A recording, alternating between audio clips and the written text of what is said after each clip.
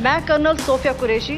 Colonel Sofiya Qureshi ভারতীয় সেনাবাহিনীর core of সিগন্যালসের একজন দক্ষ ও সম্মানিত কর্মকর্তা। তিনি ভারতের প্রথম নারী সেনা কর্মকর্তা হিসেবে বহুজাতিক সামরিক মহড়ায় একটি ভারতীয় সেনা দলকে নেতৃত্ব দেওয়ার গৌরব অর্জন করেছেন।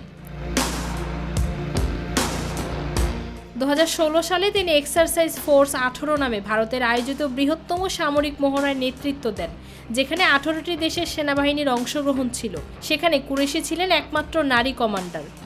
ऑपरेशन सिंदूर 22 अप्रैल को पहलगाम में हुए विभत्स आतंकवादी हमले के शिकार मासूम नागरिकों व उनके परिवारों को न्याय देने के लिए लॉन्च किया गया था। গুজরাটের বাসিন্দা কুরেশি বায়োকেমিস্ট্রিতে স্নাতকোত্তর ডিগ্রিধারী। তার পরিবারের সামরিক ঐতিহ্য রয়েছে।